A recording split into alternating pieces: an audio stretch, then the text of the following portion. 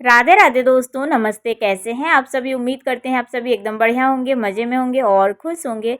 तो दोस्तों, शरद पूर्णिमा आश्विन मास की पूर्णिमा को कहा जाता है और पुराणों के अनुसार देवी लक्ष्मी इसी पूर्णिमा तिथि को समुद्र मंथन से उत्पन्न हुई थी। इसलिए शरद पूर्णिमा की रात का हिंदू धर्म में अपना विशेष महत्व है और इस रात में चंद्रमा अपनी 16 कलाओं से पूर्ण होकर आकाश से अमृत वर्षा करता है और वैभव की देवी लक्ष्मी अपने पति श्री हरि के साथ पृथ्वी लोक पर भ्रमण करने आती हैं।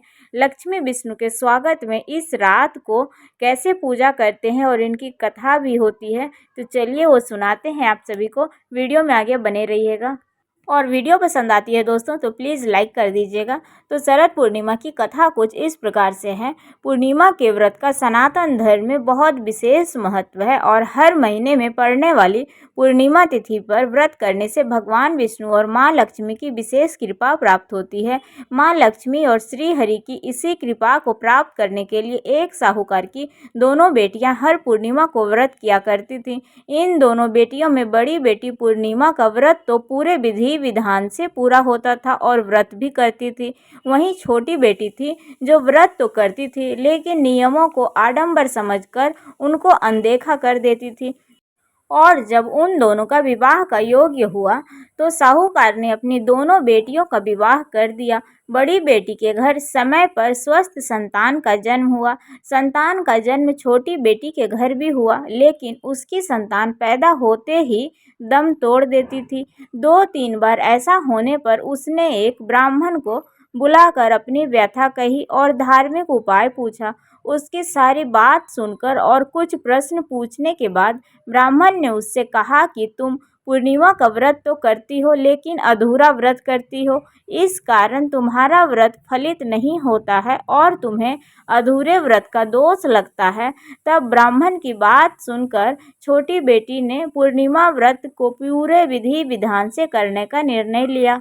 लेकिन पूर्णिमा आने से पहले ही उसने एक बेटे को जन्म दिया। जन्म लेते ही बेटे की मृत्यु हो गई। इस पर उसने अपने बेटे सब को एक पीढ़े पर रख दिया और ऊपर से एक कपड़ा इस तरह ढक दिया कि किसी को पता न चले। फिर उसने अपनी बड़ी बहन को बुलाया और उस पर बैठने के लिए कहा और वह पीढ़ा दिया। जैसे ही बड़ी बहन उस पीढ़े पर बैठने लगी कि उसके लहंगे की किनारी बच्चे को छू गई और वह जीवित होकर तुरंत रोने लगा।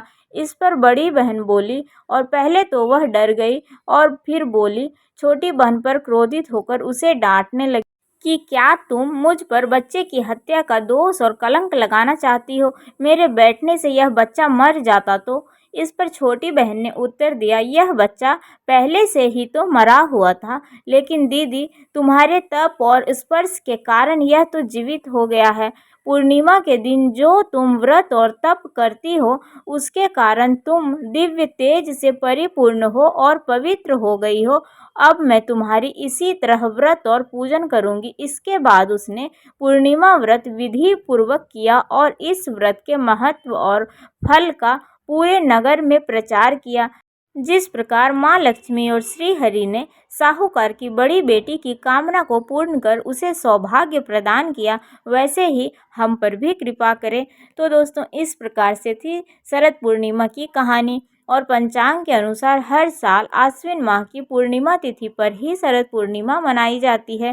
धार्मिक मान्यता है कि शरद पूर्णिमा की रात्रि को चंद्रमा की किरणों से अमृत बरसता है और इसी रात देवी लक्ष्मी समुद्र मंथन से प्रकट हुई थी। इसलिए पूर्णिमा की रात को चंद्रमा की रोशनी में खीर रखी जाती है और इसका सेवन करने से जो भी रोग और दोष होता है वो सारा कुछ नष्ट होता है और साधक को शांति प्राप्त होती है और घर में इससे सुख समृद्धि का आगमन होता है। और इसके अलावा इस दिन दीपक भी जलाने से जीवन की सभी परेशानियों से छुटकारा मिलता है।